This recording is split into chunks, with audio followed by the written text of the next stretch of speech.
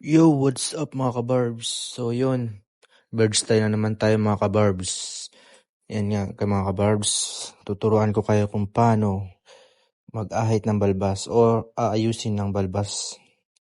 So yan nga, ang model natin ay from India mga kabarbs. So yun, nag-draw ako ng line dyan.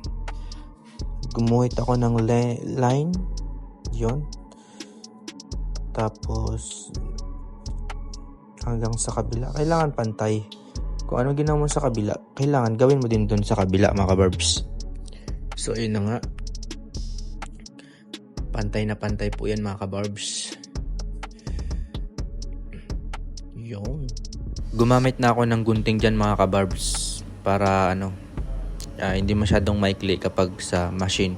At least pagka gugunting mga kabarbs, maano natin yung ikli ayon sa gusto ng customer natin mga kabarbs. So yun na nga, gunting-gunting mga kabarbs. Pinapabilisan ko na kabarbs kasi para hindi kayo maboring mga kabarbs. So yun na nga mga kabarbs, no? Yan ang lagi kong sinasabi sa mga bago. Dapat laging malinis yung laging bago yung blade. So ayan na nga, start na nga tayo nag-ahit yan mga kabarbs.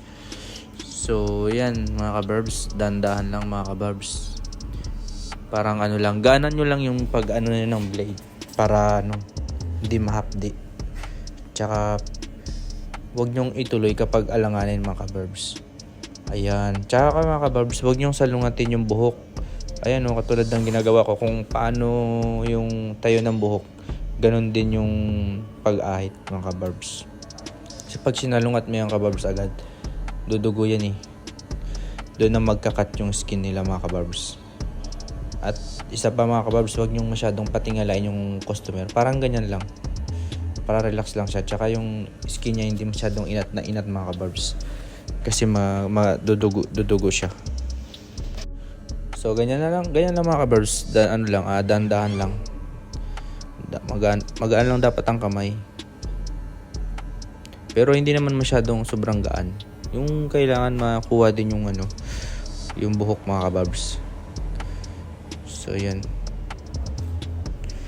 Laging check sa salamin. Tingin sa salamin lagi kung pantay. Yan. Dahan-dahan lang mga kabarbs para hindi siya masugatan. Kaya gustong gusto tayo ng ibang like mga kabarbs kasi maingat tayo sa mga cuts. Hindi tayo masyadong padalos-dalos umahit. Yan ang nagugustuhan nila sa Pilipino mga kabarbs. Kaya ayaw nila minsan sa kalahi nila. Kasi makalahi nila mabilisan tsaka hindi nag-iingat mga kabarbs. So yan na nga. Kaya nga yan ang sinasabi ko mga kabarbs. Kailangan magaan lang yung kamay natin. So yan. Pinabilisan ko na dyan mga kabarbs. Kung mapapansin nyo mga kabarbs, yung kamay kong isa nasa ilalim, di ba? Parang iniinat ko ng kaunti. Kunting-kunti lang yung inat mga kabarbs. Huwag masyadong inat na inat. So ayun na nga. At sa pag-mustache naman mga kabarbs, suklayin lang. Kung ano yung lampas mga kabarbs, yun lang yung tanggalin mo. Yan katulad ng ganyan mga kabarbs, dahan-dahan lang. Kung ano lang yung lagpas sa suklayin lang yung guntingin mo. Tsaka yan, pinantay ko na nga yan mga kabarbs. Gumamit nga pala ako dyan ng smoothing machine. Ayan, nag-apply muna ako ng pulbo para hindi masyadong masakit. Ayan nga. Nag-apply ako ng powder dyan mga kabarbs. Tapos ginamitan ko siya ng smoothing machine. Ayan mga kabarbs, para hindi siya masakit. So mga kabarbs, ang paggagamit ng smoothing machine or gerger sa mga Arabic, ganyan lang. Palibot lang mga kabarbs hanggang sa kuminis siya mga kabarbs. Ayan mga kabarbs, rin ako dyan. Naglagay rin ako ng tubig. Nag-apply ako ng cleansing milk. Yan ang importante sa lahat mga kabarbs. Ang finishing mga kabarbs. Dapat linisin natin yung mukha nila para bumalik sila mga kabarbs.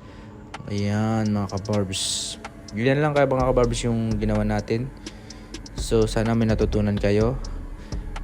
Sa mga hindi pa nakasubscribe dyan, subscribe naman mga kabarbs, and follow my page mga kabarbs. Maraming salamat po sa panonood ninyo. Ingat po mga kabarbs and God bless.